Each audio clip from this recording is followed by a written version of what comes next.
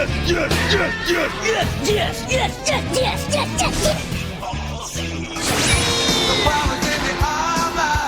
incredible! It's not a cartoon, it's anime!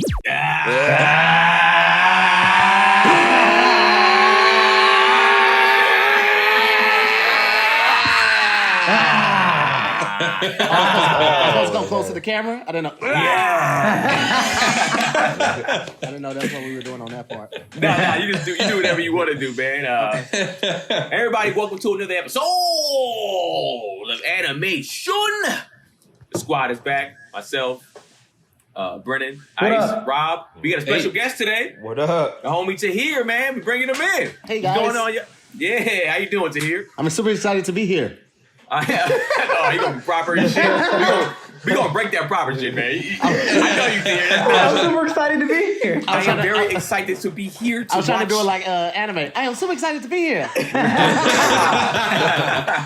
gotta throw the peace sign in. This is gonna be a long one. I already know it. Oh yeah. So, anyways, what we do on this podcast, you know, what we do every episode, man. We break down anime, we review anime, we review movies. We have one-off debates, topics, and stuff like that. And that's what we do on this show. And this week, we watched a very interesting and honestly innovative and kind of groundbreaking anime movie, Paprika. Brennan, you want to give us some actuals? Yeah, I'll get into that. But before I get into that, I want to do before you go into the facts. I just Oh, want to let God. people know.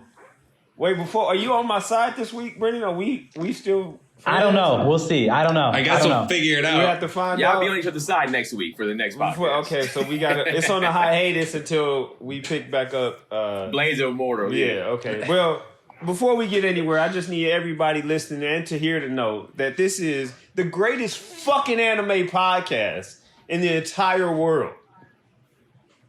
You good? You happy now? Yeah. Tahir didn't move. You see? I was shaking my head. I'm like, oh, yeah. He was yeah. like, okay, I believe cool. that. Yeah. How many of these anime podcasts are there? See, I was just saying, seeing as I don't know any other anime podcast, yeah, Great. that's true. And so before I get into what I'm going to talk to you guys about Paprika, I want to say a little tiny bit about Tahir because he won't say it about himself. Tahir is a popular comic who's hilarious as hell. I have been honored to work with this man on his YouTube channel, on his YouTube show called Wording is Hard, which is absolutely hilarious. You guys got to check it out on YouTube. A very unique Super and different funny show that people are not doing. He's groundbreaking with this himself. Yeah, it was his idea, and I just happened to help him produce it. It's hilarious because he played off of one of his weaknesses, which we're going to find out about today. Is that Tahir is trash with words in general. His mouth just fumbles everything. Super intelligent. Trash with words. No, you're not going to argue that, sir? No arguments? Yeah. Man, listen, I am book smart. 3.8, 3.9, easy peasy. That's No, light wait. work. Where'd you go to school again? I went to Harris State University. What is that? HBC. It's an HBCU. Oh, it's like the smallest one. I went to Alabama State, so I respect HBCU. So everybody knows Alabama State. No, Everybody knows that. I know where he went. That's true. We from St. Louis, bro. Don't do that. Don't Yeah. do that. You can't. Oh, God, that's right. Oh. Oh, yeah. That's right. Wait. Ice, do you have a brother named Kendall? No, I don't. Oh, I have a cousin named Kendall. Yeah. Kendall McGowan? Yeah, Kendall McGowan. Yeah. He went to Gateway High. Yeah. Graduated class of 02. Yep. I sold so much cocaine to him. It is. That was my boy. We graduated together. Don't incriminate yourself to here. Allegedly. Yeah. We need to edit that out for his safety. We'll do it. Bro. It's fine. It's fine. He just sent them a bunch of Amazon links. No big deal. That's crazy. St. Louis is really small. Yeah, that's really small. Yeah, because ain't nobody there. All right, so... That was a clean little shot, Brandon. Huh? It's more people. What? It's more people there than when your place. Where you from? Flint. Flint's small. It's a very small place. What baseball team y'all got? I'm not from Flint, sir. I'm from Grand Blanc. Like Flint is the. Oh, like, you I'm keep the moving every suburb. time. Every time I say a city, you move. I say Detroit, you say Flint. I say Flint, you say Flint too. Like you keep crazy? moving. You about to be in Canada in a second, bro. Like you keep. Part of my childhood was in Canada. It was. Funny thing is in 2006 is when Paprika came out. It is a sci-fiction, psychological thriller anime film that was co-written by Satoshi Kon. And it was co-written and directed by Satoshi Kon. Now, I want to talk about this guy for a second because this director is an interesting man. First of all, this movie was known to be one of the inspirations for a movie that was very popular a few years back, Inception. Which I think is extremely easy to tell as soon as you get into this movie, as Rob will get into and talk about. But this gentleman, Satoshi Kon, is very famous for the different types of movies that he watched. I actually sent a link to the Animeshun group of breaking down the editing style of how he edits. That was really interesting, and I think everybody found it to be interesting, which partially got us to be even watching this today. This guy he's Japanese born. Unfortunately, he is not with us anymore. He passed away in 2010. But he directed, his filmography is pretty impressive. He did some of the most famous anime movies as well as some of the most interesting shows. He worked on JoJo's Bizarre Adventure, which I don't know. Have any of you guys seen JoJo's Bizarre Adventure? I haven't, but somebody told me to review. I might review it on my own because it is very popular, but I'm not hearing the best things. I'm hearing mixed reviews. Yeah. I guess everything. I tried it, but it was too slow, and then it just get a little bit too weird for me. It's polarizing. That's what JoJo's Bizarre Adventure is. But I think after watching this movie like we all have, I think we can understand that his style might be a little bit of that. But he also did Perfect Blue, which is known for, it's pretty much was about a woman who was a megastar who at the peak of her career disappeared mysteriously, and why she did that. And it was an anime film, and it won a bunch of awards. She didn't disappear. Well, she didn't disappear. She removed herself from the spotlight. Like that's at least that's what I haven't seen it. Like I'm just literally reading what it says on the internet. But it's another very, very famous piece. And he is really, like I said, looking through his stuff, I was like, when he died of pancreatic cancer at the age of 46. When he died, this movie, as well as the other pieces he had done, had won a bunch of awards and got him international acclaim. He didn't tell anybody it was going to happen. And he was in the middle of working on a film when he passed away that still has not been completed to this day, which the Madhouse is the production company that did this film, as well as Perfect Blue. They still have vowed to wanting to finish that film that he was working on, but they still haven't gotten the funding for it. And that brings me to talk a little bit about Madhouse. Madhouse is a production company that we actually are quite familiar with. I brought them up before because they're the ones who did Ninja Scroll. They did Trigun. They did, obviously, Paprika. They did Death Note. Trash Gun. Say it correctly. Wow. How do you, okay. No opinions there. Yeah. And also One Punch Man. Trigun better than the shit we watching now. I'd say that much. I mean, to some, it's an argument. That's an argument you can make. And Paprika, like I said, it came out 2006. It cost 300 million yen. Can anybody guess how much that is in the US dollars? 300 million yen. 600,000. That's Keenan. All right, what you got, Ice? How much is that? Probably like $1 million. Rob? I don't know. I'll say 20 mil. 20 mil? Tahir? This is yen. Correct. The way you said it, like this is yen, right? Oh, This is a spelling bee. Okay, can I get it in a sentence? I was thinking of the conversion rate because I know the conversion rate for yen. So okay. It comes, look who's well traveled here. Yeah, I mean, just summers. Carry the okay. That would break down to I don't know. No, okay, good. Well, it's about $2.8 million. Okay. Is what the closest. 300 million yen is. Yeah, Ice was the closest. Good job, Ice. Which feels weird to say. Oh my God, that feels weird to say. And this film actually won the Montreal Festival Festival of New Cinema. It won the Public Choice Award. Really? Fansporo, it won the Critics' Choice Award. Newport Film Beach Festival, it won the Feature Film Award for Best Animation. It has over 80% on Rotten Tomatoes. It also got nominated for Best Animated Film for our Online Critics Society Awards, as well as the 63rd Venice International Film Festival. It got nominated for the Golden Lion as in the best film, which is a huge thing. And it critically was received really, really well. Like when it came out, a lot of people loved it. There were some people who didn't. And they had some really interesting things to say about it, but we'll talk about that at the end. And was there anything else that I was going to talk about? I talked about Madhouse. I talked about the director. And I think that's pretty much what I got for it. Cool. Yeah, there we go. So let's jump into like what really happened here, Rob.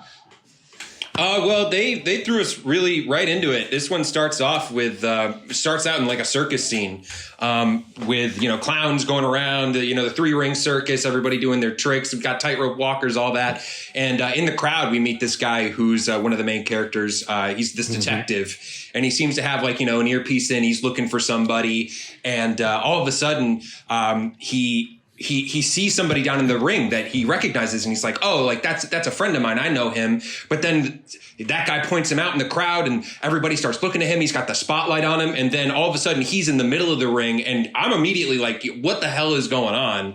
And as he's in the middle of this cage, like people from the crowd like start coming in, and they all have his face, and he starts to panic. They're reaching in on him. It's a really trippy scene right out the gate. And as he falls through the floor, though, it goes into a montage of a lot of other like movie-like scenes. Real quick, was anybody high watching this? Okay. I was like, I better keep my head straight. This one. Because Rob told me he was going to watch it last night. I thought Rob was setting it up so he had his mood right to get a little something going. Just me? Whatever. You the only one high? Wow. Y'all are disappointments. Well, y'all know I don't smoke, so... Yeah, I don't smoke enough. You can be high on life, Ice. Like. Okay, James Brown. But so this guy goes through a bunch of like little movie scenes. There's like a Tarzan thing. There's like a spy movie where a guy's got like a garrote around his neck. They're fighting each other on like a train, something out of a James Bond movie. But it all ends in this scene where he's chasing this guy down a hallway. And this is a common, this is what chipped me off of without a shadow of a doubt that this is a dream scene, because I've definitely had this. You're chasing after something and it's like ahead of you. You're trying to get away from something and you just can't get any ground. And like the hallway's like shrinking in on him, and like he can't catch this guy that he's chasing, this person that just looks like shot somebody. And as the person escapes out the door, I turn around and say this line that kind of holds for the rest of the movie. He asks him, what about the rest of it? This person whose face is totally obscured. And then he starts to fall, and he like wakes up, and he's in a hotel room. And there's this other girl in there who introduces herself as Paprika, this girl that was kind of guiding him through all these scenes, helping him get through there. The little bit of spice. Yeah. But she kind of explains to him, I guess because after you come out of a dream, you're a little groggy. He doesn't really remember exactly what's going on. And he explains like, this is a therapy session, and we use this device called the DC Mini, which allows us to connect through dreams. Nah, fuck all that. Yeah, I would. Nope, out the gate. I'm in therapy. That's what this shirt kind of insinuates. But I'm in therapy. I'm good. I don't need you that far in.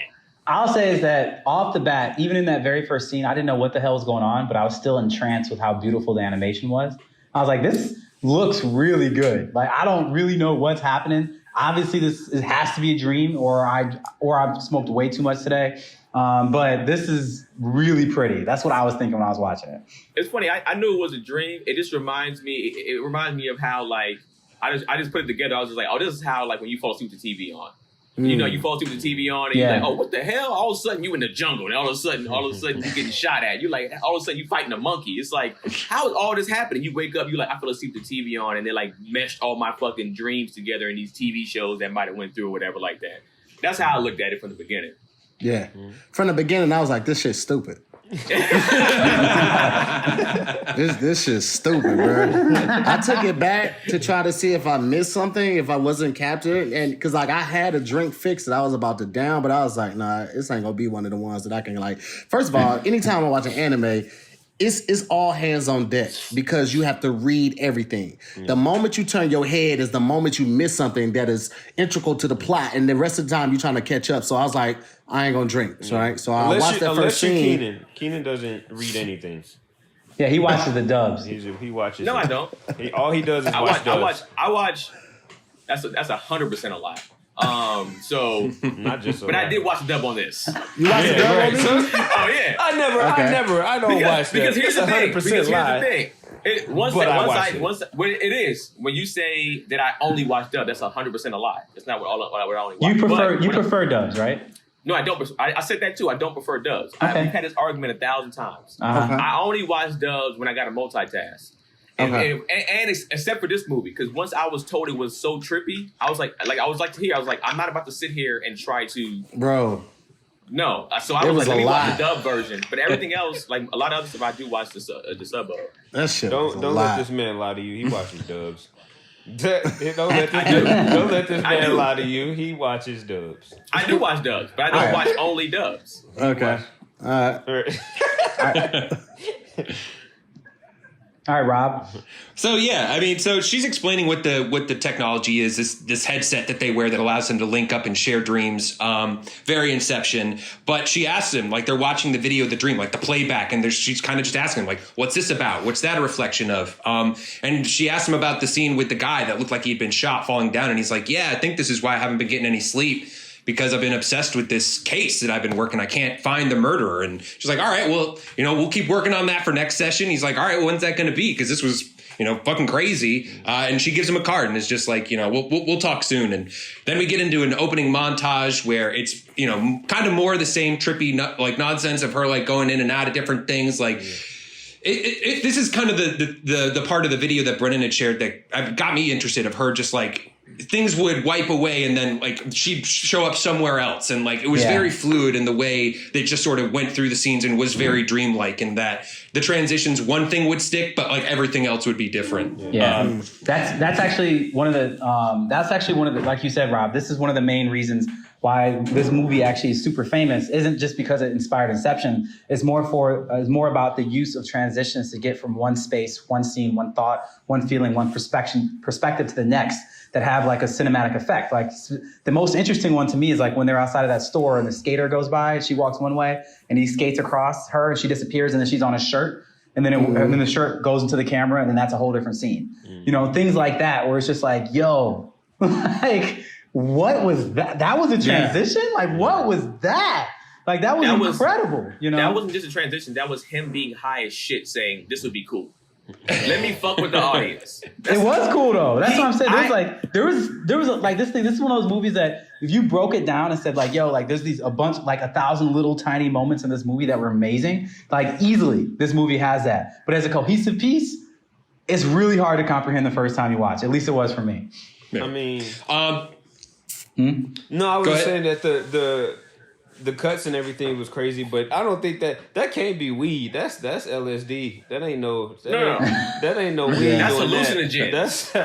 That is LSD. That's hallucinogens. That's mushrooms. Yeah. The crazy part is like I felt like I was too sober watching it, but then I felt like anything I would have taken would have made it incomparable for me to understand. Like it just I couldn't do anything. Like most of the time I was watching a movie like this. Like this was my face.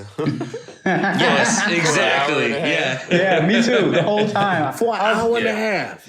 Yeah.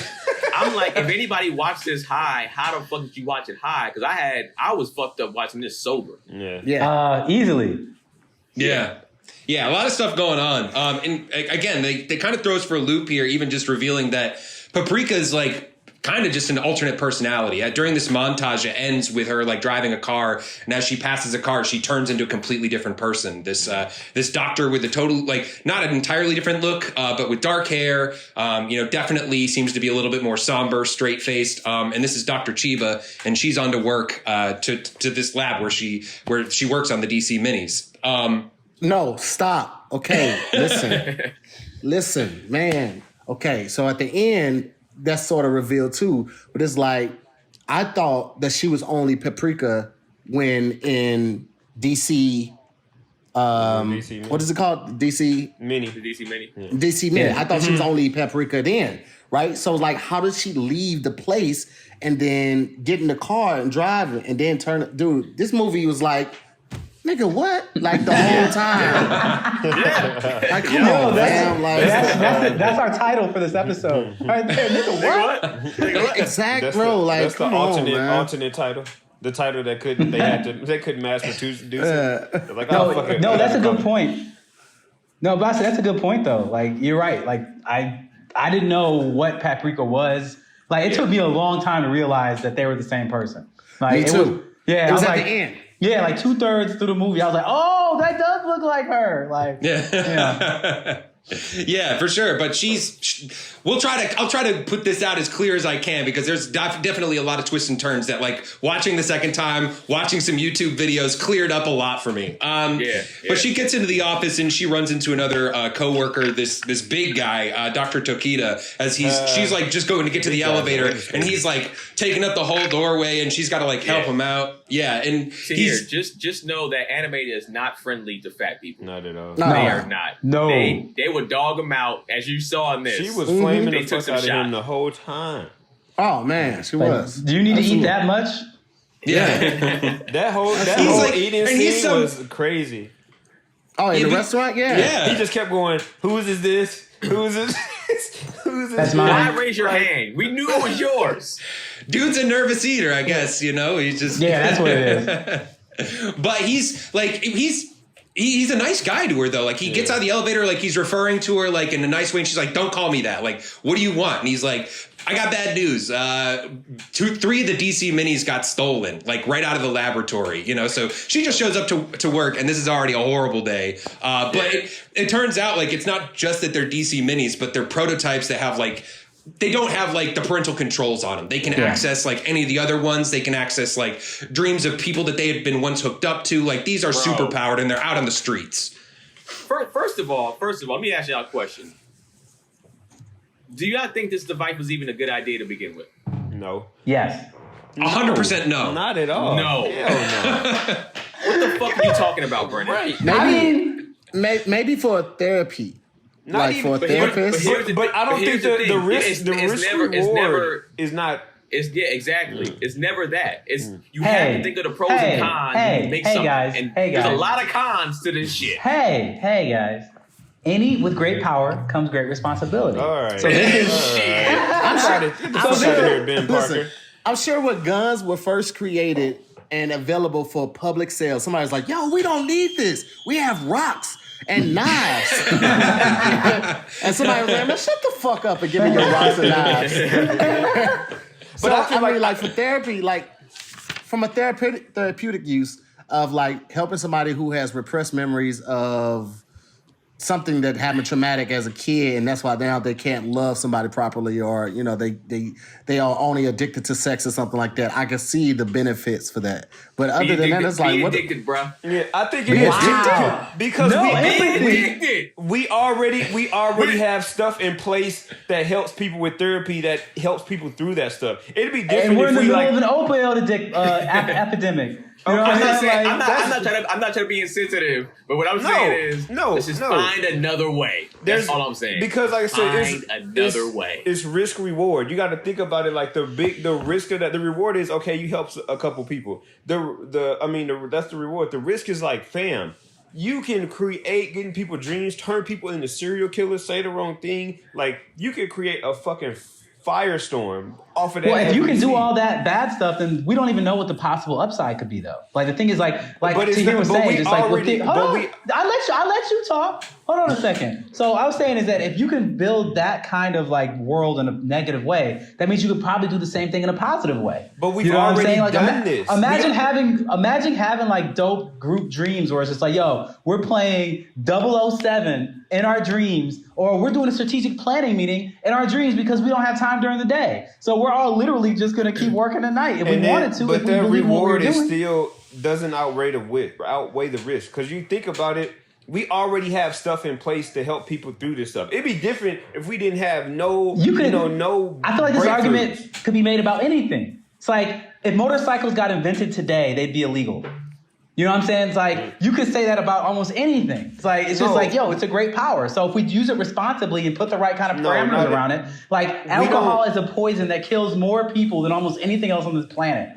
Yet we still drink that almost every single day. And it's like, that's how prohibition came about, was that mentality that you're saying right there. And that shit didn't work. So all I'm saying is that just because you see the positive, negative side of it, doesn't mean you can't see the positive. But what's all the positives of alcohol, Brendan, since you brought it up? Let's hear it. A lot of people love alcohol. That's positive. It's like a lot of people relax. Clearly, a lot of people love alcohol. That's a positive. Isn't that enough? People love it. Some people fuck better on alcohol. I'm just saying it. Some people fuck better on alcohol. It's crazy. That's a positive. I've actually made a list of the positives of alcohol. Go ahead. Go ahead. Okay, so it can take the edge off. Red wine, a certain amount of a glass a day is actually good for the heart. Vodka is actually a natural cleaning agent. You can clean your entire bathroom with vodka. It There are helps. cheaper cleaning agents than vodka. How much do you think pop off is? It's $6.99 for 2 gallons. What? You can get scrubbing He's bubbles right. for $3.99. Nah, it ain't gonna work like this. It's not 2 gallons. Not 2 gallons. Gallons of it, yeah. And with scrubbing bubbles, you can't like pour a little, sip a little. You can't do that. You'll die. That's true. Vodka. As long as you don't listen to the president. As long as you don't listen to the president, you're good. You know. That bathroom would never get cleaned. Hey, man, at some point, give me a week. Give me a week. I You'll appreciate be you throwing having all up, then this on cleaning standby. up, throwing up, then cleaning up. Yeah. But they're freaking out about this. They call up another one of the doctors they work with, this guy Dr. Shima, an older doctor who's just like, all right, yeah, we gotta like all hands on deck, let's figure out what we're gonna do. And they're literally headed into the office to discuss like how they're gonna find these things. And they open up the door and there's the chairman like right there, just Professor like, X. I told you this shit was gonna happen. Yeah, he's immediately like, they had the same debate that we just had right now, where he's just like, there's no way we should have had these things out there. Like, this is way more dangerous than they are beneficial. Like, imagine just a terrorist getting their hands on this. Like, what's the good from this? And Not even just the terrorists. I just don't have that much trust in the government. Yeah. They're already getting in our phone. We got passwords on our phone, but you saying, okay, cool, open up your dreams to them. Man, get the fuck out of here, man. Because you gotta think about Get outta here. the social, like the social media stuff. You be like, damn, I really want some chips right now, and then fucking chips pop up on your phone. They get in your dreams. Exactly. Everything, you just gonna be scrolling. You never verbalized this. You never vocalized that you wanted something. Never. You dreamed about fucking chili Fritos, and then you get on Instagram and it's all chili Fritos, and it's like, what the fuck? Like, They're literally trying to work on right now, especially in places like Tokyo and stuff like that, where wherever you walk, it can kind of be like if you had like I forgot what movie I seen it in, but like wherever you walk, advertising is just directly to you. So even if me and Brennan are walking together, Yeah, I've heard about that. Yeah. Augmented reality. right. So yeah. so just imagine that shit if they have this machine. It's a fucking wrap. It's an Well, advertiser's dream. No pun intended. Well, hear me out, just real quick, and then Go I ahead. want Rob to go on. If I'm dreaming about Fritos, more than likely I'm gonna wake up wanting some fucking Fritos. So if I see an ad and some Fritos and come to my house and I ain't gotta get, I'm like, my nigga, this is what the future is, my nigga. Like, this is what we've been waiting on, bro. Like, why would I not? Like, yes. That's gonna be the future of a movie called Idiocracy. Where Listen, we get bro. fat and lazy, and they're gonna water plants with Monster Energy drink. That's called Wally. You talking about Wally? Yeah. That's already been done. That is wild. No, Idiocracy is the same thing. It's an actual movie also. Oh, okay. I Where didn't know that. Terry Crews is the president. Oh, So yeah. there you Tahir, go. hold wanna on. see I that. just want to get something clear. Tahir, do you eat regular, original Fritos? Not if a gun loaded with bullets that would freeze my body and destroy it upon impact was pointed to my head. Thank you Wow. so much. That's all I needed. I could be on a deserted island with a ship that crashed and had nothing but original Fritos, and I have no means of food, and I will die. I will eat a Good. sand sandwich. Good. A sand sandwich before I would eat a big girl's ass. No salt, no pepper. Nothing wrong with that. I'm talking about at the 40-minute Zumba class before the Fritos. Have you ever opened? And they smell the same. The Fritos and the ass smell exactly the same, and I Oh my get no God. nutritional value from either, and I'm still picking the ass. Have you ever opened a big girl's booty and like a fart was stuck in there, and so when that fart was been in there all day, it just hit you in the face? You'd rather take that. Hold on, guys. You rather take that than eat Fritos? That was I'ma a tell you little what, bit. that Are you fart- speaking from experience? I am actually. Go ahead. Yeah, you smell that first, you like, but you got to smell it twice just to make sure you smell what you thought you smelled. You got to. Rob, help. Oh my god. Well, Tahir, just we get back to Rob right now. Hold on, but Tahir, I'm gonna be eating Fritos over your dead body, and I hope the crumbs get in your mouth, so you have to still eat it. No. Fritos are disgusting. Go ahead, Rob. So they're debating the benefits versus the risks of these machines, and the chairman's just like, I mean, listen, I think this was probably an inside job. I have it on good authority that somebody that works in this lab named Paprika stole these headsets, and they're all kind of looking at each other just like, do we fucking tell him? Like, no, I don't think Paprika did it. Like, she's doing good work. But before they can get too far on that, Dr. Shima just starts talking crazy. Like, just goes off the wall, just goes absolutely bonkers. And they're all, again, looking at each other like, what is this dude talking about? And he just, like, all of a sudden bursts running out of the room, running down the hallway, talking about, like, some parade run by, like, 30 third graders, and jumps out a window. And you're just left like, what the hell is going on? And we get to see this like nonsensical dream for a moment, and it's just like this parade of like appliances and like stuffed animals and toys and TVs and just like the most random shit marching across a desert. And Dr. Black Shima, Friday sale ad, man. yeah, is like in the middle of it all, just leading them. Just the leader of the world at this point, just like riding high. And it turns out that they're able to watch this dream using the DC Mini, and they're just like, what the hell is going on? It's Chiba and Tokita and this other doctor, Dr. Osanai, are all watching this, and they're just like trying to figure out what is going on, because clearly he's been attacked by whoever it is that had this DC Mini out there. He was the first victim of this terrorist that has it. And they get a clue because they recognize a face. As they're watching the video, one of the dolls' faces in the parade transforms and starts going on this weird diatribe about like the shadow and light and like the dream world and the day walkers and all that kind of stuff. But they recognize the face as this guy, Himuro, who is Dr. Tokina's or Tokita's assistant, and he's been like missing for days. And they're like, if this guy's been missing for days and all of a sudden your headsets are gone, like, I was just surprised it took him like to see him in the dream to be like, hey, maybe that guy had something to do with this. So they're like, all right, well, let's get everybody together. Let's head over to his apartment and see what's up. So the three doctors go over there and open up the apartment. And this dude, like, his apartment looked like the serial killer's apartment in Seven. When they go in there and it's just like fucking littered with trash and creepy stuff. And they see like he's apparently building dolls, like, and Tokita, who thought that this dude was his best friend, is like finding pictures of the two of them where he's like cut his face out and like put it on a robot and threw a dart through the head. Like, clearly they're not friends. And Dr. Osanai even finds some like gay porn that this guy was like hiding away. What did you say? Hard boys.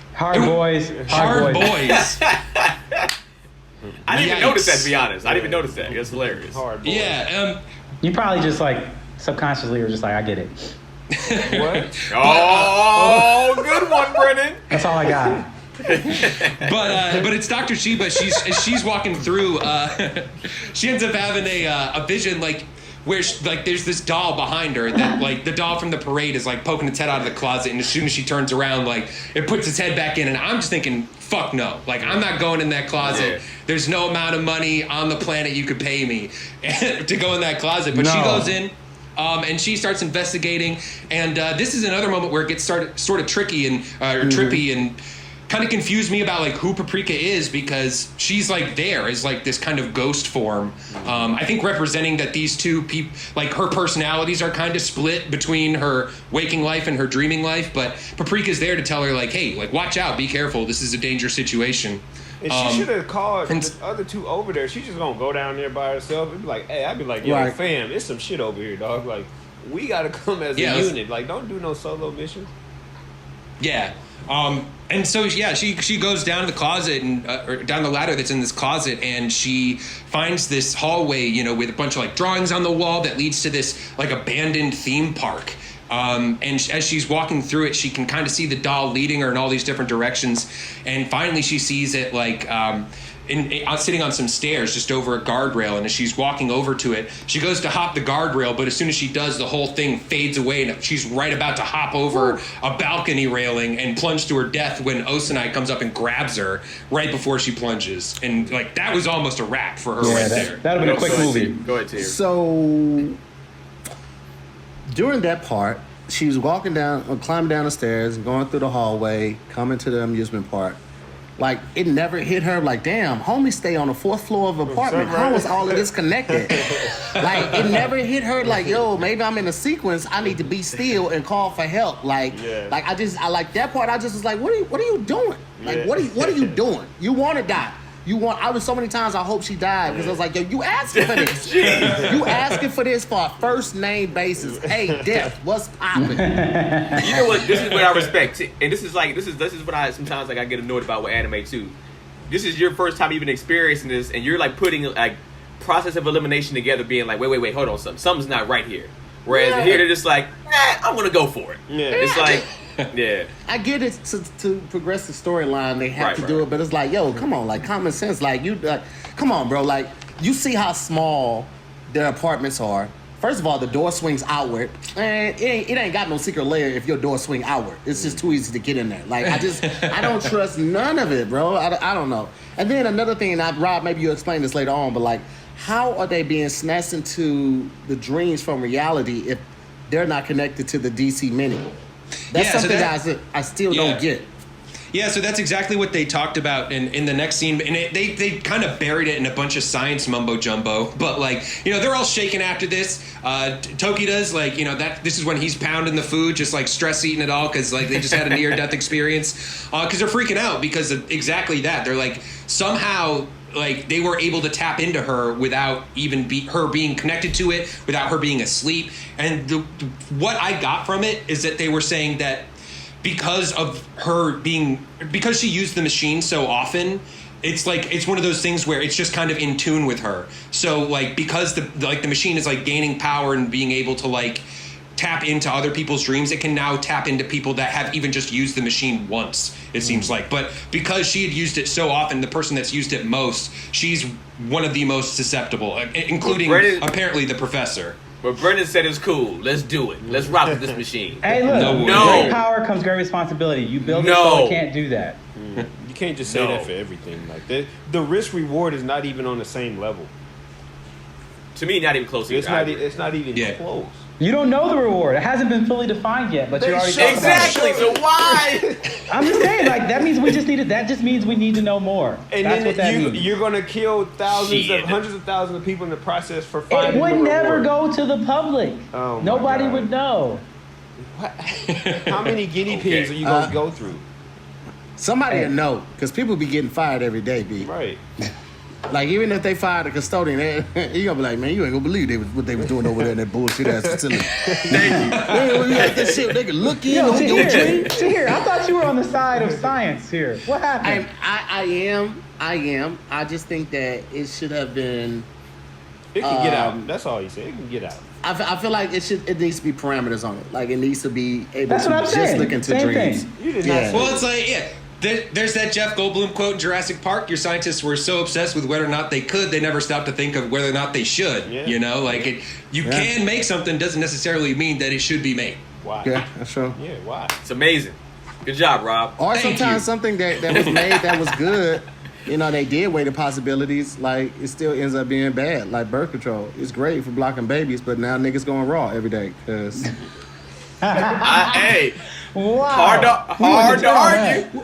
Well, actually, another real-world example, the guy that invented dynamite was, the guy's name was Nobel, which the Nobel Peace Prize is named after, which he basically created because he felt so guilty about how his invention of dynamite was being used, because he thought it would be like a constructions tool, like, you know, blow up, like, you know, create railways, like open up tunnels, but then it became like this weapon of death and destruction, so he's just like, all right, shit, like, this can't be my legacy, like, you know. So he came up with the Nobel Peace Prize to be like, all right, like, this is my good contribution. This is my good karma to balance it out. Man, get the fuck out of here. You created dynamite, bro. I would have got. What if God feels that way about women and vagina? Because, you know, vagina is like the best thing on the world. You know how many people have been killed, like just ridiculous deaths because of vagina? It's like wars have started. Countries. Like, bro, I wasn't even supposed to be. It's just for the babies to come out of. Y'all like, tripping. Y'all getting in them? Y'all licking them? The fuck? I feel like every time somebody eat butt, God be like, fam, it's not. It's not for that, fam. I wanted y'all to advance, but not like this. God damn. Yeah. That is hysterical, bro. What if this guy saying it? He's like, me, damn. Damn. That's great.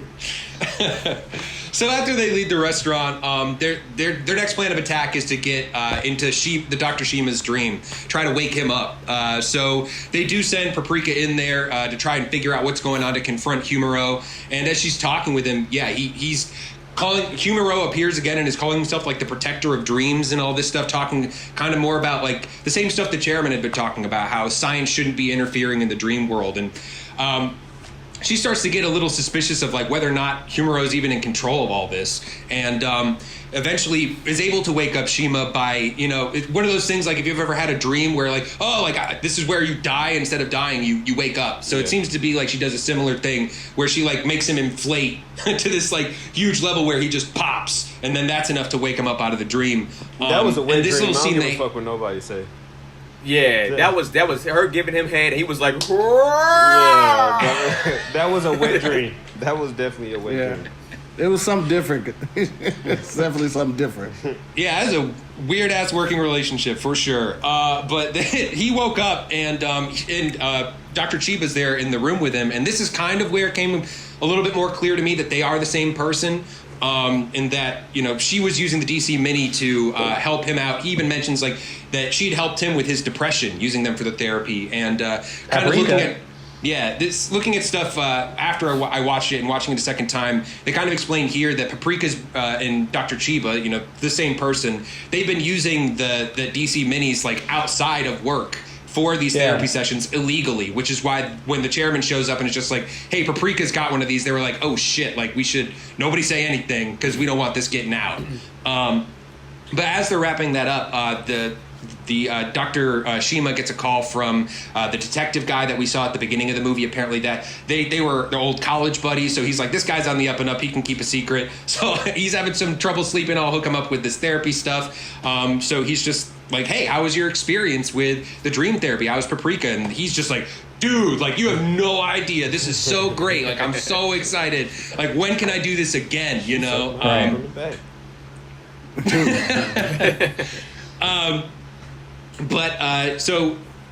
at that point, the detective just called him, and sorry, just a second, I lost myself in my notes. Don't worry, that's bound to happen in this movie. I know. So at that point, the detective does get back to his office, and he's kind of looking at the card Paprika gave him, and I guess before waiting for his next session, that he just like logs onto the website that's on there. Which is a real website, by the way. Don't know if any of you guys typed that in. I did while I was watching it. Oh, shit. Of course you did. I did not. But How did he be a pervert? Because you went in there hoping to catch Paprika changing clothes. What can Paprika do for me? Right. You was trying to go in. Yep. Brennan even took off his glasses too. Brennan was like, yes. Wow.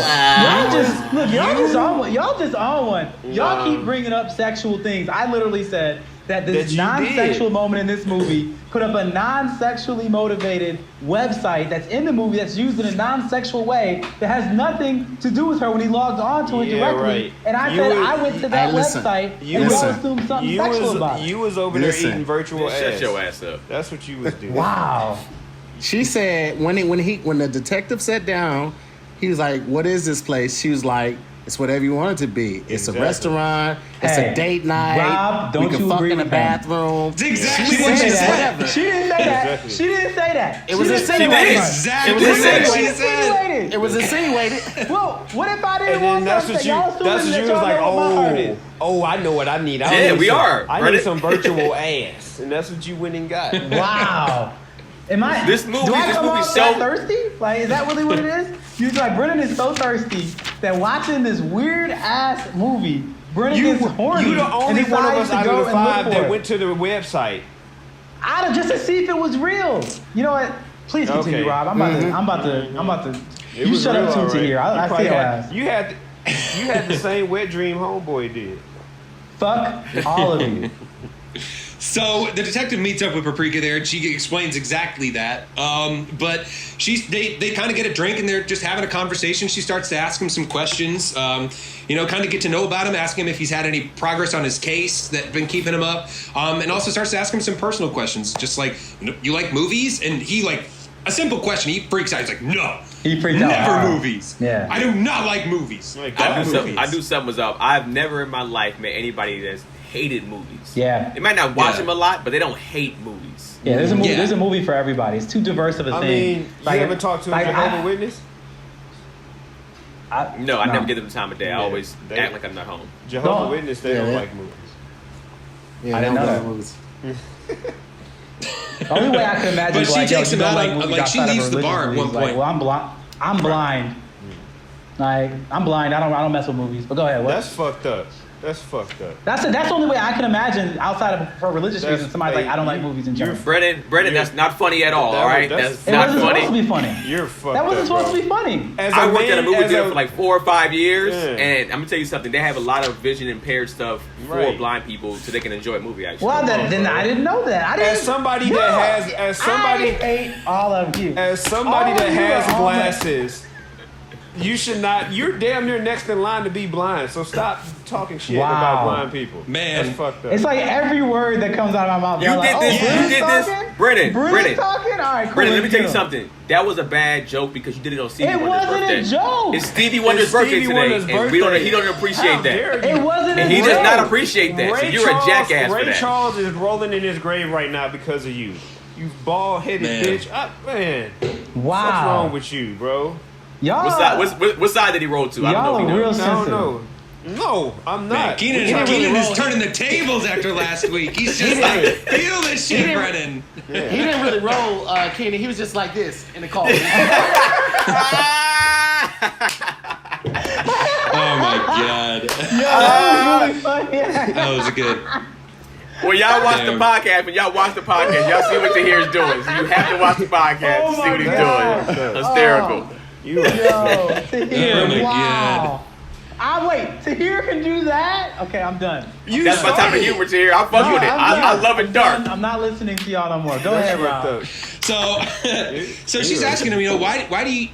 She basically says that, like, I never met anybody that hated movies. There's a movie for everybody. Like, she leads him out of the bar, and it's just like, there's all these different titles. Most of them, like, are the dreams that he had been flipping through in the earlier scene. She's just like, look at all these movies you could choose from. And he, again, freaks out to the point where, like, all the movie theaters just, like, shutter and close. And it's like, it's a solid no on movies for this guy. I thought and that was we'll tight, find out more why. How they did that was pretty dope. Like, when he shut it down, everything shut down, that was cool. Yeah.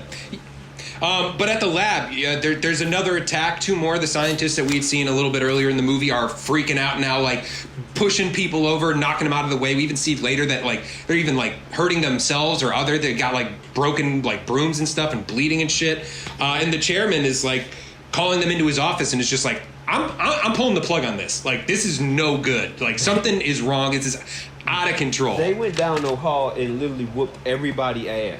Just imagine 2 of your coworkers getting mad and just whooping everybody's ass in a row. I was fucking crying, laughing. And then even the fat dude, they fucked the fat doctor up. He over in the corner looking like... He was leaning on the thing. He was like...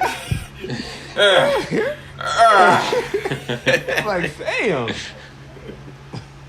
He was having a tough day, but so Chiba, Osanai, and Takeda, after getting dressed down by the chairman, after he's just like, basically, you guys, science has gone too far on this one. Like, dream, you shouldn't be messing with dreams. Like, don't try to use science to mess with that kind of stuff. And Takeda's not ready to hear all that. He's literally ready to build another one right then and there, like just to try and think that's the way to solve the problem is to just make more of them.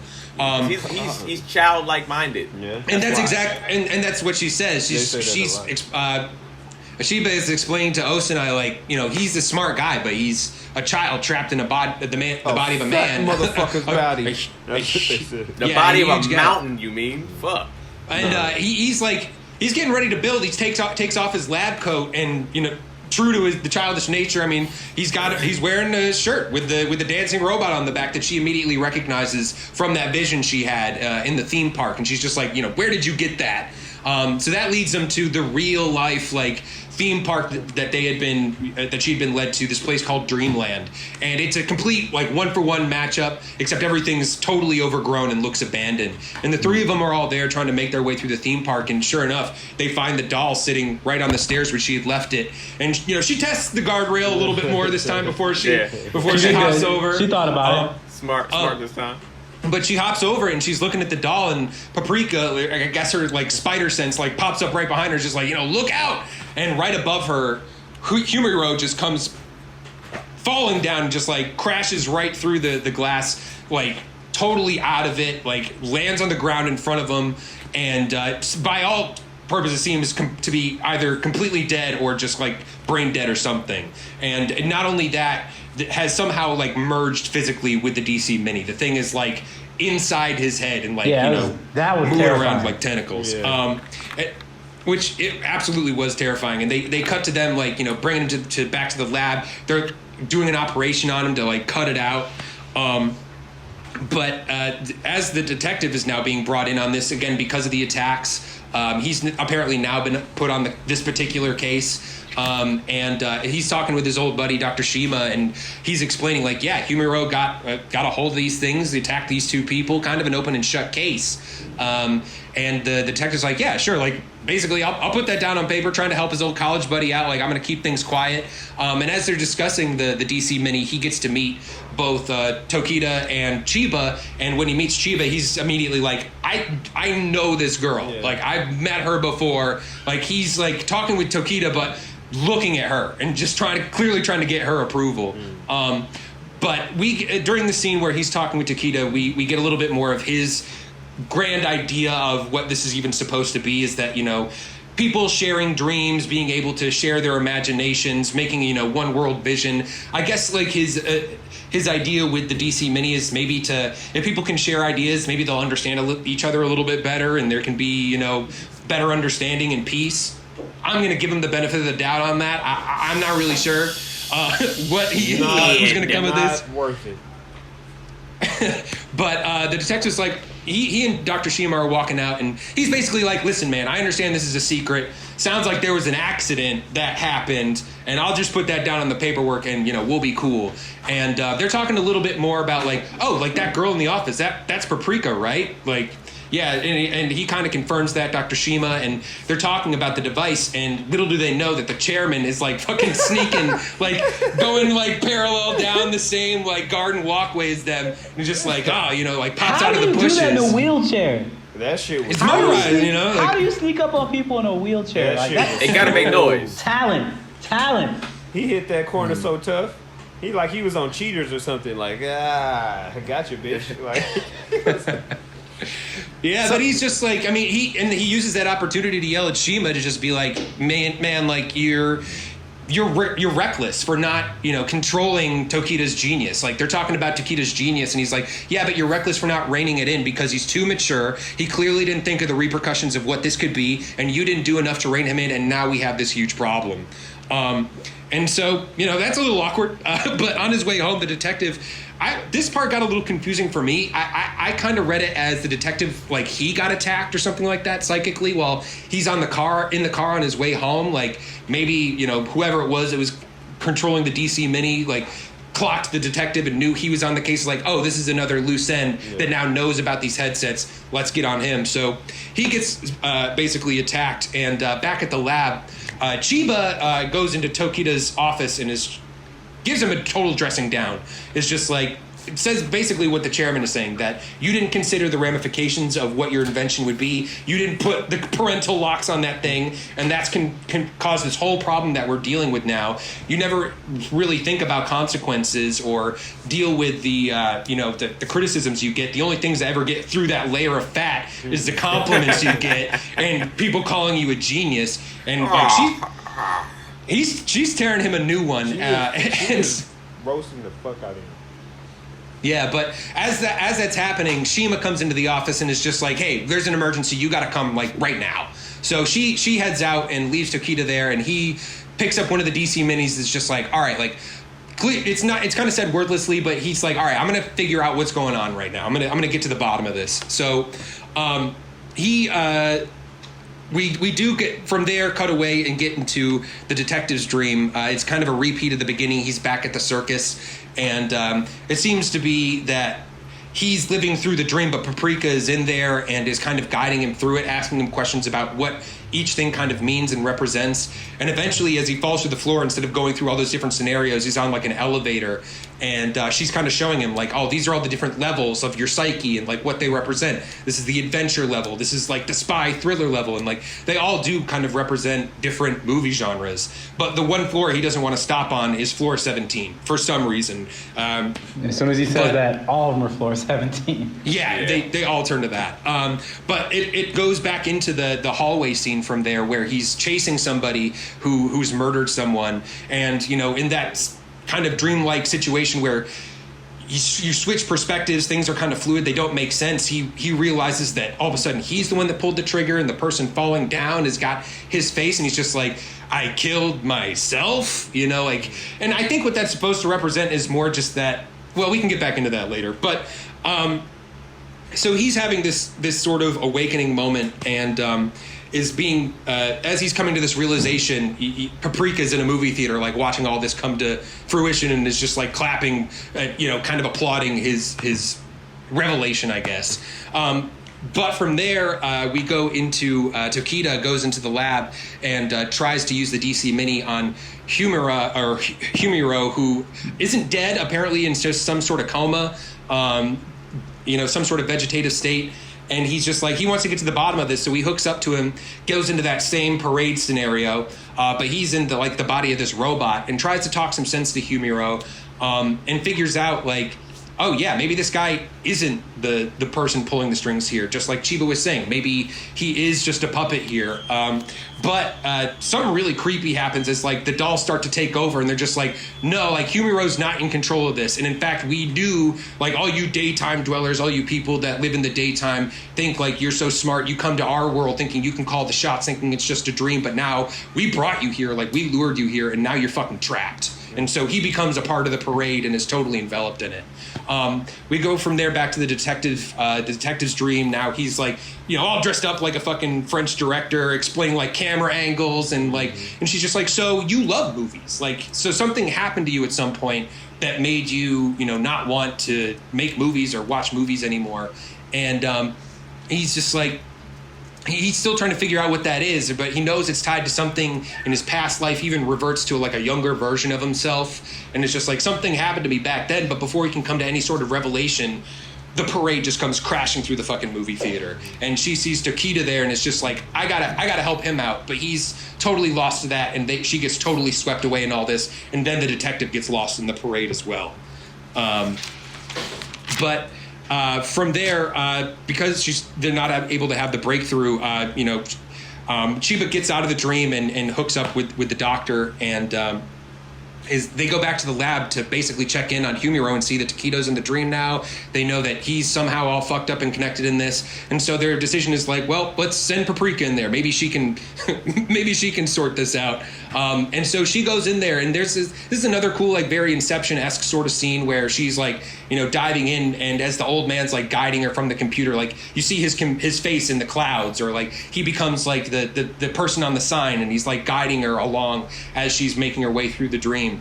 But she sees the parade, but she doesn't see Humiro there or anybody that's connected to the crimes that they've seen so far. So she kind of journeys in the deeper, darker recesses of the dream and Humiro's mind, and starts to see some things that are reflections of who he is, both, you know, all these dolls of Tokita, whether or not like he sees them as a plaything or a friend or something like that, but also off in the distance is this giant like naked marble statue of Osanai that she's like, that's fucking weird. But like, I'm going to table that for later and come back. But so she's making her way deeper and deeper, and eventually she finds herself in what is literally the empty husk of Humiro's body.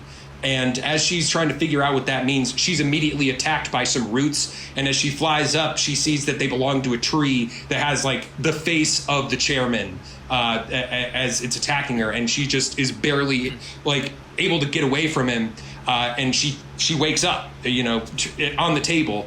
and she goes to Shima and is just like, it's the chairman in on this. He's been calling the shots the whole time. We got to go to his place and figure out what's going on. And they again discuss that, Humero is just a plaything. This guy must have some grand vision of, taking all these grand delusions, this dream of his, and, trying to put them all together to make a more and more powerful dream. The more people that get brought into it, the more people that get dragged in. Bad idea. Bad idea. Fucking screwed. Bad idea. Fuck that right here, man. There's a lot of things that we currently have in our world that you could say are bad ideas too. I'm not saying it's a good idea. I'm just saying I don't know enough to be able to say throw it away. It's no good. I don't know enough. Somebody gets your dreams. They're gonna manipulate your worst nightmares into that shit, and they're gonna create fear. You're gonna end up killing yourself. The suicide rate is gonna go through the fucking or the homicide rate. You just put in there. Look, man. Y'all stay on y'all negative side. All right. I'm just letting you know. I'd like more information. It's kind of like Bloodshot, where it's like I'm gonna put these people in your dreams that's fucking with your people. Like if I put in your dream somebody kills your girlfriend, you're gonna go find that motherfucker and kill him, like fam. And they just keep playing the dream with a different person each time until you kill 50 people. I get your reference. I don't bring that movie back up. That shit was terrible. What? Oh, you don't like that? I thought that was Oscar worthy. Tahir, don't do that. Because it was a great reference of Bloodshot. I mean, because I saw the movie with Vin Diesel, but the movie was bad. Oh what? Yeah. That was amazing. Okay, what you think about it? I would love to be able to breathe from my chest. I think that's the smartest thing ever, especially for a swimmer.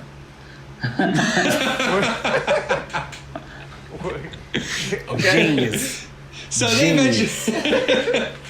they eventually get to the chairman's place, and they confront him, and he pretty much cops to the whole thing. He's just like, it's me. I'm calling the shots here. I'm leading this parade because you guys overreached. Like, science became too much, too powerful, and basically he sees himself as the defender of the dreamland and of dreams, and that, by bringing science in, it's somehow, disrespecting them, depowering them. I'm not exactly sure what his logic is, but he's offended on behalf of dreams, and so he can't let it stand. But as he comes around the corner and he reveals the root legs, it becomes very clear very fast that she is still dreaming, that she never woke up on that table, and she reverts back to her Paprika self. Shima, standing next to her, is now Osanai, who tells her, like, hey, you better, like, act right, or I might get rough with you. Like, so he's been in on it this whole time, and they try to stop her from getting out, but she is, she barges through the doors, is running away. There's another creative scene where she jumps into a painting to try to get away from them, and like battles Dr. Osanai like as a sphinx or something like that. Mm-hmm. And that was kind of cool. That was pretty cool, I thought. But and then she turns into like a mermaid, and the chairman is just like, listen, like, I might be in a wheelchair in the real world, but like in this place, I call the fucking shots. Like, you think I don't come here all the time to like feel and experience power? Like, you can't get away from me. Westworld. Mm-hmm. Yeah. You watch Westworld. For sure. But so she gets trapped and is just being implemented into the parade, and we see now that the chairman has been the leader the whole time. And Paprika tries to shout out to herself, now arriving on the scene, like, hey, like, get out of here, it's a trap.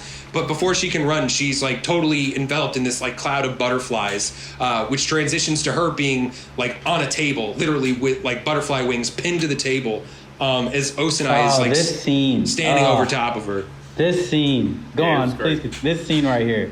Yeah, but so this is kind of where Paprika puts a lot of the pieces together. She's just like, so she's like, oh shit, so like you were behind this the whole time.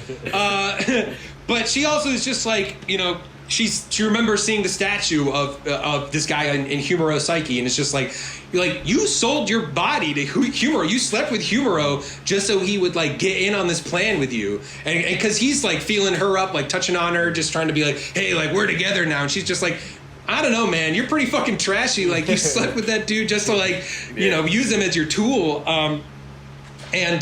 Meanwhile, back in the detective's dream, he's seeing all this play out. Like, he's kind of he starts out in the bar, and he's talking with the bartenders, and he's kind of left on his own devices, has to come to his own sort of realizations of what his issues are. So he's talking with the bartenders, having a drink, and while he's talking about like, yeah, back in the day, I used to make movies, and, kind of remembers slowly over time that he had this project with a friend back in college, somebody that he really liked, his best friend back then. They worked on this project together that they never finished. And he always felt bad about it. And this friend that he worked on it with, he always looked up to him. He was his best friend, and his best friend always wanted to finish it. But before they could, the friend died. And so they weren't able to ever get that. And so it's just sort of this thing that's held over his head, this failure, this incomplete thing in his life. And so instead of addressing that and moving past it, he's just like moved away from movies completely because it represents a painful memory and a failure in his life, which all happened at the age of 17, which is why he hates the number 17. But as he's, remembering this, he sees, or he wanders back into the movie theater and sees Paprika's torture playing out on screen and wants to break through and help her. And back in the scene, Osanai is kind of just like, we're going to be together now, like shoves his hand like in her crotch and is just like unzipping her from the bottom up. Go ahead, Tahir. Go ahead. Do your accent. That shit was that shit was cringing. Yes. Because I thought he was going to come out through the shirt. When it went in her face, I was like, bam. Yeah, that fucked me up. That's a different type of fingering right there. Man, that ain't even fisting. That's arming. He armed her. Yeah, but he's able to. He's pushing through to try and get to her to save her. But even on the other side of that, Osanai thinks he's got the situation under control when all of a sudden the fucking chairman sprouts out of his neck and is just like, what are you doing with this girl here? Kill her right now. Like, this is a liability. Like, what are you doing? This is going to jeopardize our whole situation. He's like, no, she's cool. Like, I got this. Yeah, he's like, what are you doing? Like, how are you, like, our whole plan's going to go to shit over this woman. During this chaos, the fight between the two of them, it's long enough for the detective to break through and grab up Chiba, who's now on the floor. He broke through by walking through the screen. Like, he walked, he pushed through. Yeah. And I watched that, I was like, movie theater screens are really easy to rip through, so I don't know what took him so long. Very easy to rip through. My thing was like, you a detective, why you ain't like use your... That's how I was like, did he have to merge with that world, and that's what took so long? Because like he had a badge, you got a gun, or at least some keys. You couldn't just cut it, just like one slice. That's why I thought that maybe he had to do it that way to be able to merge into that dream. Because it looked like at that point, this is when the dreams like started merging. Yeah, it was like a visual I think that's. I definitely think, that's probably it to hear, because it seemed to be like they wanted him like trapped in his own dream, but by him breaking through, it kind of like it does merge. And as he grabs Chiba and he's running away and he's trying to get away from them, they're chasing after them, and he realizes like, this is my dream. Like, I have the power here. It's like he also like starts lucid dreaming. Like, if you ever do that, you realize you're dreaming and he starts to take control. And all those scenes that we had before where he's running from somebody or being attacked by somebody that doesn't have a face, those scenes are playing out again, but now it's Osanai that's attacking him. And but the detective's able to turn the tables on him and take control. And he's just like, this is my dream. Like, during that spy thriller scene when he's getting attacked, he like fights him off, and Osanai... he scares easy. Like, this dude apparently, he's a doctor. He's in the lab. He's not one for fighting apparently, because as soon as the tables start to turn, he's running. And and the doctor, or the detective, gets into that same hallway scene that he's seen over and over again, and sees him running away. He's just like, this is my time to not only catch the person that's perpetrated this murder in my dream that I can't figure out. It's also the ending of the movie he never made. It stops the person that's been hurting Chiba. It's like kind of the culmination of all these things together that comes to fruition because he shoots the gun and shoots the guy in the back, and he starts to fall, and he gets this like hero's ending that literally plays out in front of the audience in the movie theaters. They're all kind of clapping for him. At that point, and the funny, like, the kind of the transition is he's like, kissing Chiba, even though she's passed out, but she wakes up with the doctor, like, Dr. Shima over top of her, like, trying to shake her awake. And she wants to slap the detective, but she slaps the fucking shit out of the doctor. Dog shit. Absolutely slaps the shit out of him. But as the doctor Shima and the doctor and Chiba are sitting there, they're kind of just like, shit, are we even really awake right now? Like, is this real? Like, they can't even trust that because of the so many layers they've been in at this point.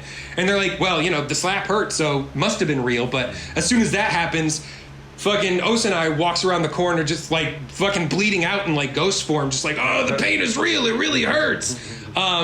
Because elsewhere, where the chairman and Osanai have been using the DC minis, the dreams have become so powerful that they're starting to basically create some sort of black hole that's merging the two worlds together, and what's happening in the dream is now happening in real life. And now Osanai, even though he was shot in the dream, is now bleeding out and dying in real life, and to his own and everybody's confusion.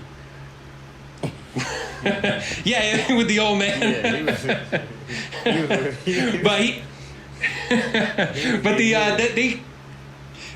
But the black hole opens up and he starts to get like sucked down into it, and apparently the deal they had is that the chairman was going to get his body to have his legs, and he's just like, oh shit, like that's my leg ticket going down the black hole, like I gotta save that. So he jumps in after him. Not that it's this human life that's about to die. Nigga, they're my legs. And then you keep everything. Y'all just give me the legs, man. Like, come on, bro. Let me keep those. But Shima and the doctor are now running through the building trying to figure out, what is real, what is going on, when all of a sudden they see the parade out in the street, and not only that, the giant fucking doll comes around the corner and just starts screaming at them, shattering glass and sending them running. The detective simultaneously, is waking up from his dream and sees that the parade is going on, and the bartenders are kind of leading him around, explaining that, like, hey, because he's like, is this real? Am I still dreaming? And they're like, well, right now the whole world is dreaming. Some like crazy shit is going on, and like everybody is being dragged into this collective vision. And as you're seeing like all these people out in the street like transforming into like guitars and microwaves and cell phones and, they just saying a bunch magazines. Of bullshit. 3 fishes, pink and blue, school bus, rodeo, crazy stuff. Stuff. Like, what the fuck are y'all talking about? Yeah. The verbiage never connected. Like, nobody's verbiage ever connected with another I thought it was person's. really creative, though. It's just like, could you imagine even trying to write that nonsense? It's just like what did you like? It's almost like pressing the random middle button on your your iPhone projector. Yeah, the projector. That's what it felt like to me. Brendan fell off. Yeah, he just do you guys ever hear anybody like? But have you guys ever heard like somebody talk in their sleep, or you talk in your sleep? Like, it's always like fucking nonsense. It doesn't make any goddamn sense. Never makes sense. Yeah. Unless it's Tony Baker. Tony Baker does not. Tony Baker speaks whole sentences and paragraphs in his. but it doesn't always make sense though. That's true. Sometimes it does. Sometimes you're just like, what is he dreaming about? Yeah. I think it was funny too. One of them connected a little bit because he was like, "I'm the king. I rule everything," and then the other one was like, "The king of what? Like, this ain't shit to be king of. What the fuck you talking about?" And then they were just there was. Some of this was nonsense that kind of bordered on deep. Like when that guy was just like, I was chosen by the one, and the other guy was like, yeah, but which one? You weren't chosen by my one. Yeah. Like, oh shit. Yeah. Like, oh, okay. Like everybody's got their own different perspectives. Like so there was some interesting stuff. Yeah, there was even like the marching Buddhas talking about like, oh, we're all going to give ourselves over to this vision, so there's only peace through inaction and people doing nothing, because they're all on this like march of nonsense through, I guess, all of time and space while they're all stuck in this. But meanwhile, back with the doctor and Chiba, Tahir, you are looking like this mouth open like. I was trying to get like, this is where it really got complicated for me watching it. I was just like, what is happening at this point? Because it was like, well, how did the worlds merge, and how did they get everybody sleep at the same time? Like, this part was just like the most difficult part for me to like really comprehend and push through, like, because this is like the last 15 minutes of the movie, and I was just like, I don't want to finish this. Because it's like, even if they would have brought it all together, it would have been like in the last 5 minutes. It's like, well, 95% of this movie was dumb. So the detective is, like looking down in the parade, watching people fucking jumping off of buildings, and the bartenders are just like, listen, like, you got to come with us if you're going to help out. The bartenders are clutch. I'm gonna say that they were the most clutch did come people in in. this whole movie. They were super gangster too. Yeah. They were. They pulled up. They were. But with the Doctor and Chiba, they're running away from this giant doll, and the person that saves them is actually Paprika, because I guess now that they're in the dream world, this woman is now able to exist simultaneously as two different people. But they're running away from this giant doll thing, jumping through TV screens, like jumping on racehorses. This is some more like creative transitions that, you know, we kind of talked about earlier, where just like there's a lot of interesting ways that they were able to make this action happen. Like even the fact that like there's a picture of racehorses and they're like, oh shit, we got to get there fast. Like they hop on a racehorse and like all of a sudden that thing comes to life and they're able to like use that.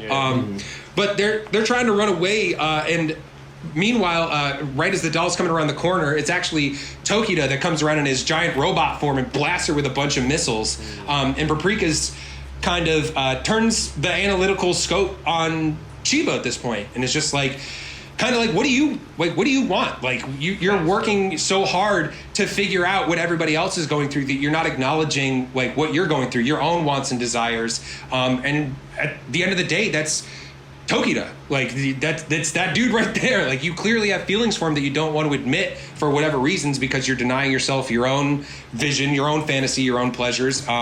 You got to basically reconcile with that if you're going to be able to save us from any of this. So she goes to confess her true feelings for Tokita, and he responds by eating her and saying that the way you just said that so matter of factly. I'm sorry, but go ahead.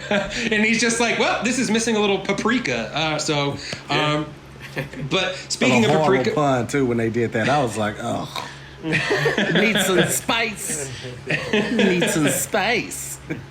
So Paprika and Shima and the detective kind of all converge on the center of this growing black hole that's totally enveloping the city, and they're at first just about to like nope the fuck out of there. Like they're about to turn around and book like in the other direction when the robot comes around the corner and traps them. And this is when the bartenders come in the clutch. They jump off the building with this giant banner, cover the dude's eyes. He comes like careening into a building, and he's about to fall over when Chiba, or in her dream form, comes around the corner, catches him, and they kind of have this otherworldly experience where it's like an alternate version of how that elevator scene plays out, where she takes the time to express her feelings for him then, and they can appreciate each other in the time that they have together, rather than both of them being so enveloped in the work that they do, and you know this mission of making this DC mini work out.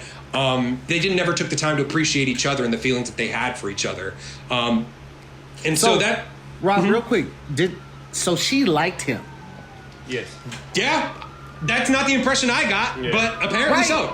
Like, because even when she was comforting him and it was flashing back between that scene and the elevator scene, she was like, you're so fat, but you're so sweet. And you're gentle like a child, but you're a fat ass with diabetes. It was like, what the fuck is she doing to him, bro? I was like so on the fence, like, where is she? Yeah. Where is this going? What is she doing? I would love nothing more to be on my 600-pound life with you. Like, she was so crazy. Yeah.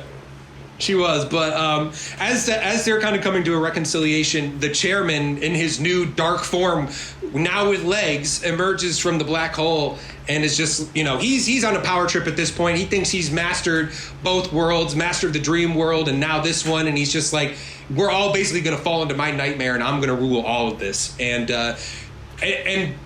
Shima's just like, I don't know how we're going to beat this. Like, this looks like game over. This looks like a wrap. Paprika's just like, well, you know, there's opposites to everything. There's life and death. There's light and darkness. There's male and female. And I'm basically the opposite to this guy. And she merges with Shima with Chiba and Tokurai. And they have a baby. And they have, I guess it's a baby? Yeah. And create this ghost child that emerges out of the robot that completely like sucks up and envelops the old man. And the more that they take in, the more it ages and grows. Came out the room sucking. She was sick. They had a baby Dyson vacuum in the shape of a kid who just started sucking up everything. And this is another part that just threw me for a loop, because it's like, okay, how is it that how did the breath grow the baby that fast? How did the baby develop from them? How is that she had a baby with him, but she don't even really like dude? Like, this part right here left me with so many questions. Not only that, the main thing was like, if the chairman was pushing so hard for them to not do the technology because they had gone too far, at what point did he shift and be like, you know what? I'll just rule everything. I'll rule both worlds. It's like, there was no, like, you didn't see the arc. It's just like, oh, the chairman. And he was like, oh shit, he's evil. And it's like, now he's like a super evil villain. Like, was this the plan all along, or did it morph into this? Like, I just didn't see the character. What? Oh, just to make it seem like it was his plan all along. That's the only thing that makes sense to me. Is like he was doing the shit from the get go. Like, he wanted to show people like, all right, y'all gonna keep making this bullshit. Well, I'm gonna show y'all like this is really harmful, and I'm gonna show y'all I can show you better than I can tell you. I'm gonna show you the cons. Yeah, but I can see that, but of this product. But I also see what Tahir's saying. Like, when does it shift from like I'm trying to do a public service, like to show you how bad this is, to like I am now going to rule both heaven and earth, like you know. Like, that came a little bit out of left field. Like, maybe he just like took a look at his situation and just like, well, shit, I'm here. Right. You know, like might as well do it. It's like he called an audible, I guess. He just kept crescendoing like, oh, I'm gonna show him. Oh, I want some legs. Oh, you know what? Fuck it. Let's take over the world. Like, take over everything. Exactly. But he, so they're able to defeat him. He gets completely enveloped by this new baby and defeated, and which allows everybody to wake up from this collective vision and nightmare that they've been having. The baby grows that up, was though. the She chairman's. turns into a woman with titties that everybody sees. Fast. She does. Yeah. Fast. Yeah, very fast. Nice shit, so. Yeah. Nice shit. Do you have a comment, Brendan? Is that what you saw on the website, Brendan? Just No, I did not see that. I have no comment. An extended version of that? I don't even remember seeing the titties. Yeah, right. Okay. You probably They was paused it. You probably paused it. Slow mo. He slow moed it. Yeah, I'm the loneliest one here, apparently. I didn't know that. Brendan took it to heart. Brendan's heard nothing else we talked about since that scene. And been holding that in. I've learned. I'm just saying, like, every time I say something, I become the bad guy. So I'm just like, let's just get through the movie, y'all. Let's just get through the movie. You're not the bad guy, just the perverted guy. It's a difference. It depends on who you ask, I suppose.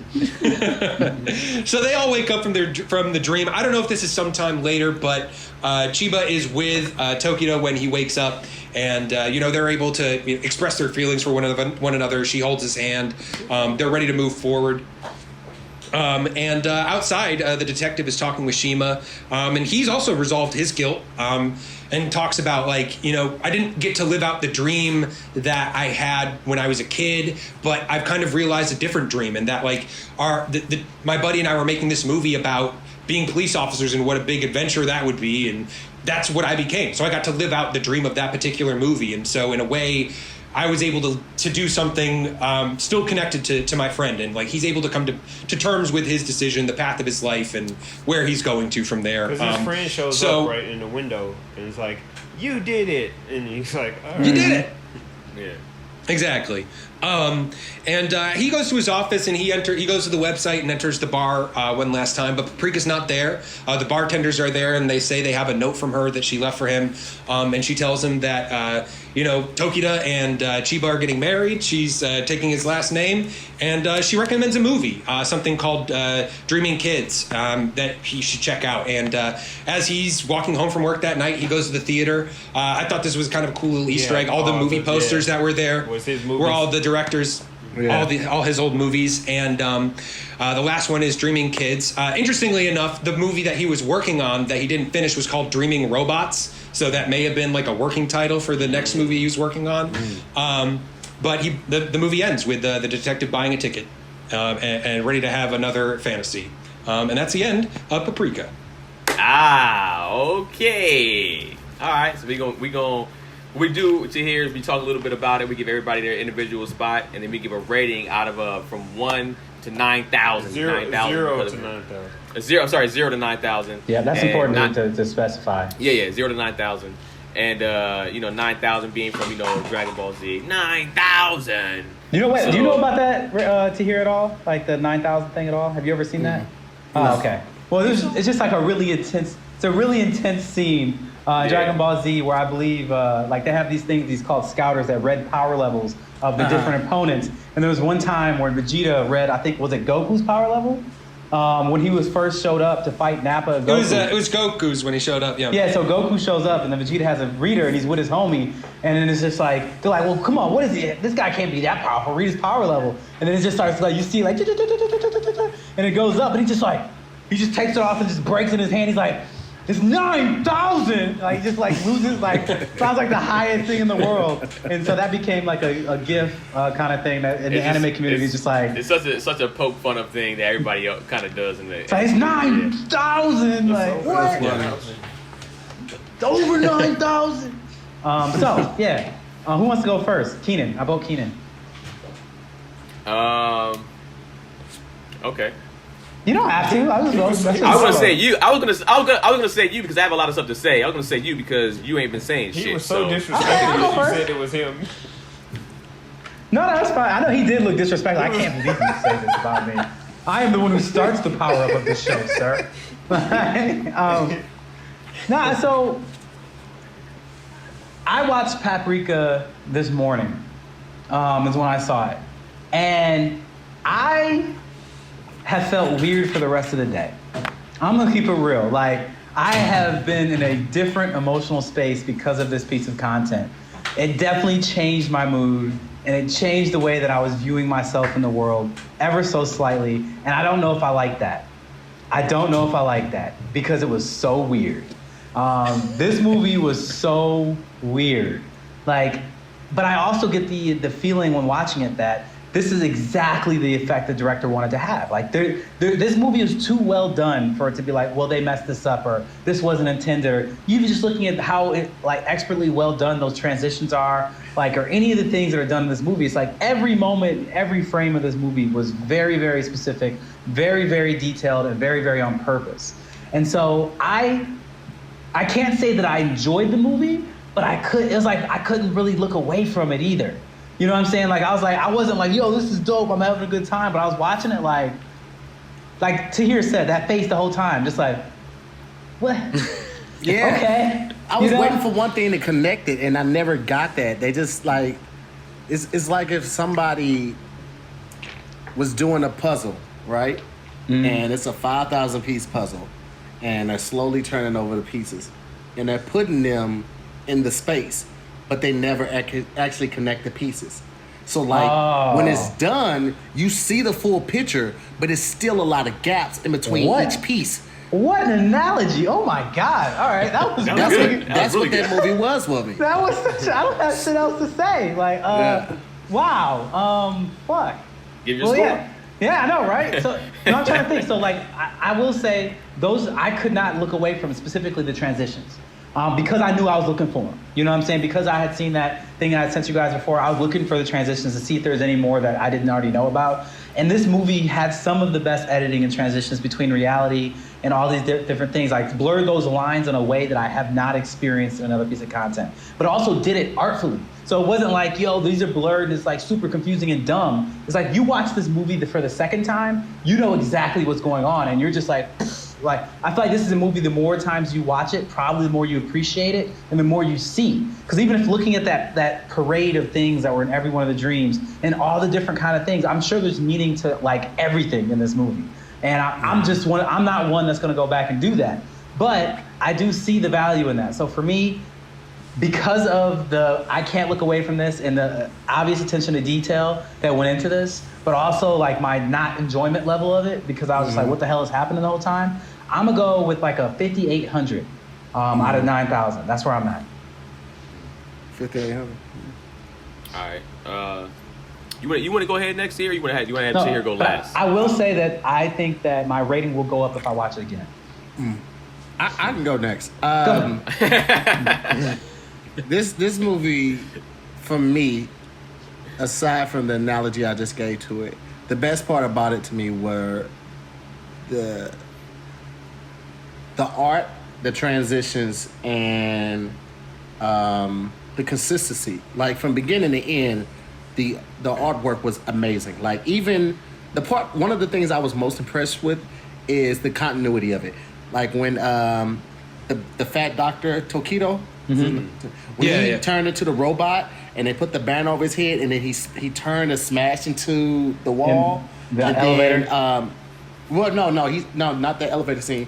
But when he was about to fall backwards and then she caught him, and then everything faded back after they had beat the dark guy, the chairman. After he faded from the big robot and his body cleared up from that, you still saw the tracks from when he turned into the building. Like those tracks, like tank tracks, were still in the ground. Wow. And I was like, wow, like that's continuity. That's like, because you don't even see, like, sometimes on like today's cartoons, they'll forget to draw something like, so the fact that they kept it there to show the remains and the lasting effect that this attack on the Earth had, I was blown away. And then, like you said, like the transitions from jumping in the picture to keep it moving and jumping off and jumping on the TV, jumping on somebody's shirt, like that was super creative. Right. But overall, like I said, I was waiting for that one thing, that aha moment, like, oh, okay, I get it. For me, it was like trying to understand algebra, right? Like, I've made it through high school, through geometry, algebra 2, trig, and then calc, right? I never quite understood algebra, but I understood it enough to get to algebra 2 and to geometry, right?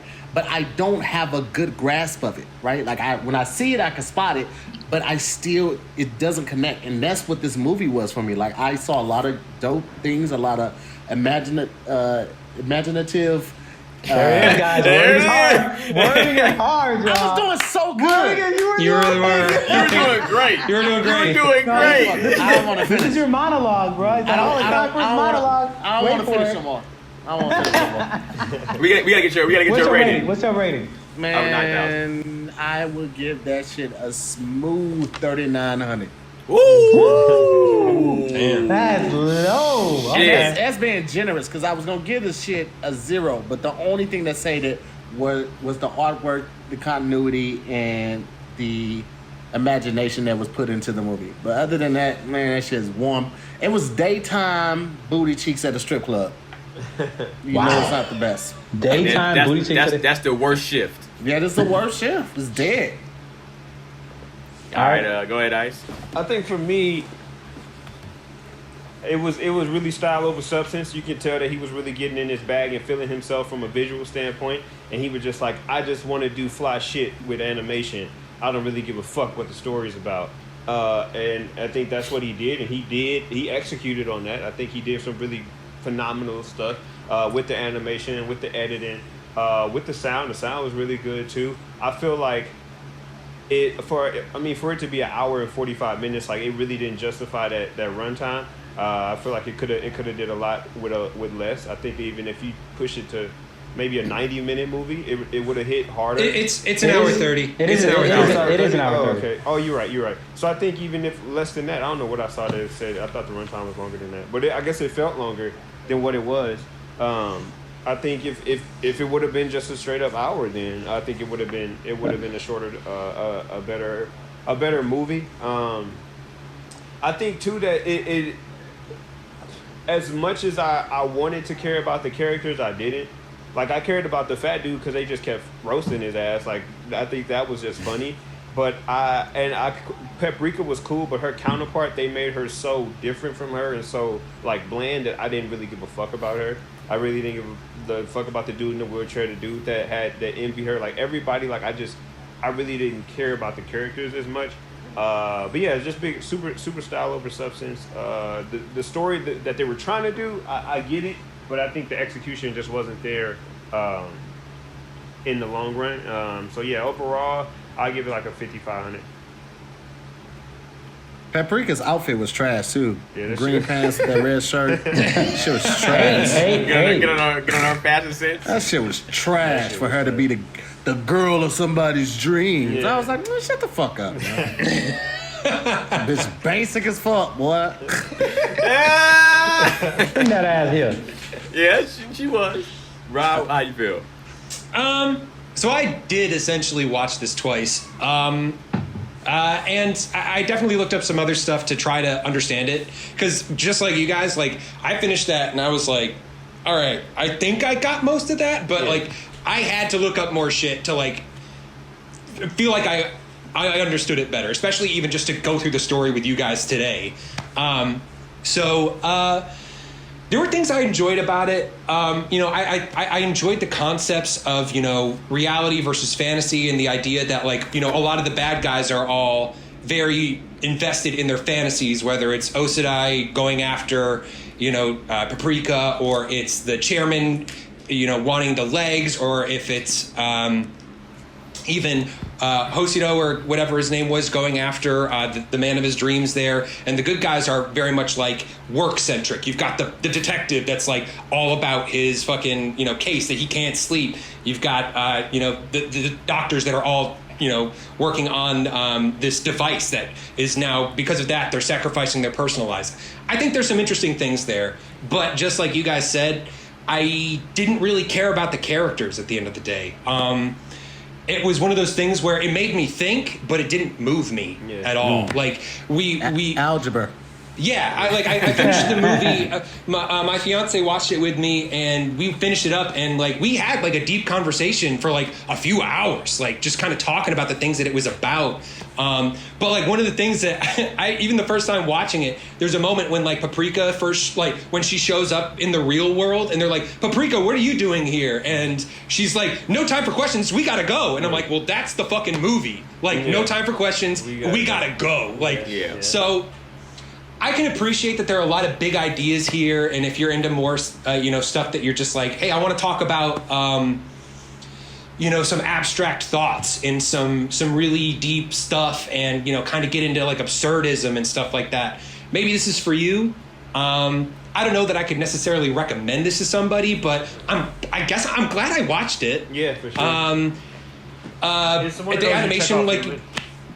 Yeah, I'm glad I watched it. I don't, now that especially since I've seen it twice, don't ever really feel the need to go back to it ever again. I would give it, I feel like this deserves at least a C, so I'm going to give it a 6,000. Would you rather watch this or Akira? I'd probably rather watch this.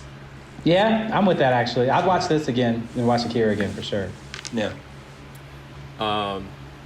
You know what? I think it's funny. Sometimes it might be where you're at or what you're doing at a certain moment, which things might resonate with you differently when you're watching something. It's funny in watching this anime, because I remember y'all was saying, let's watch this with Tahir. And I was like, I didn't know Tahir's depth of anime, so I was kind of like, I felt like we should give him something more action-based, which I think he might have fucked with a little bit more. But then watching this, I was glad I watched it.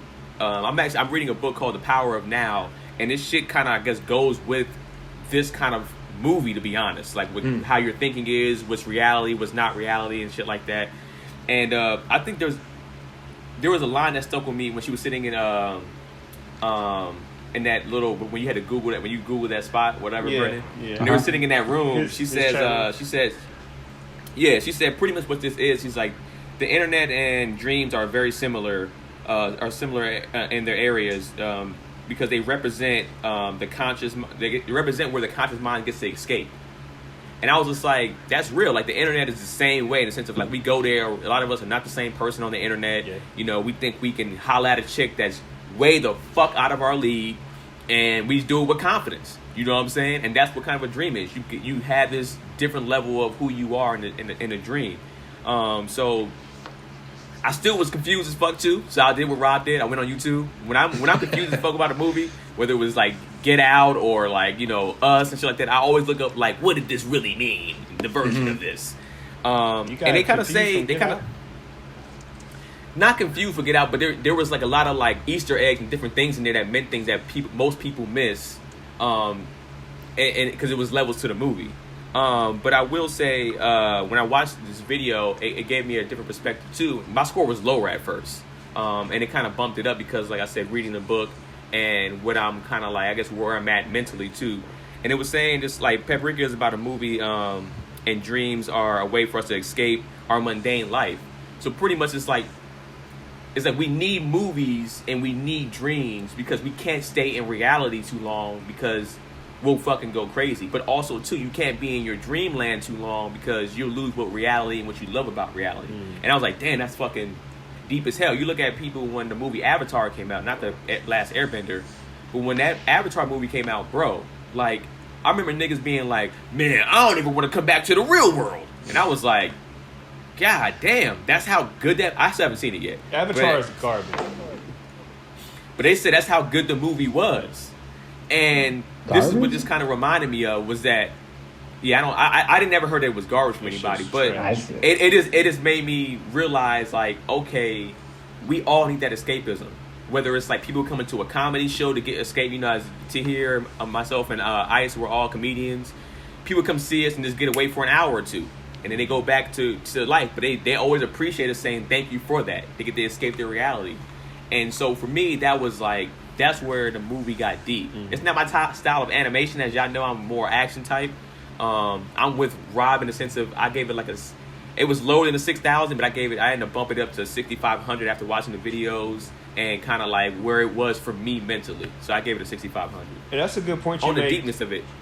That's a good point you made about the escapism, because I was listening to a podcast about filmmaking yesterday, and it was all like, whatever you do, I know you guys are working on scripts, but don't write a fucking pandemic movie. Like, we're not going to want to watch that when we get out of this. Like, we just got out of a pandemic. Why the fuck would we want to watch a pandemic? Like, we need something to show. There's already a movie...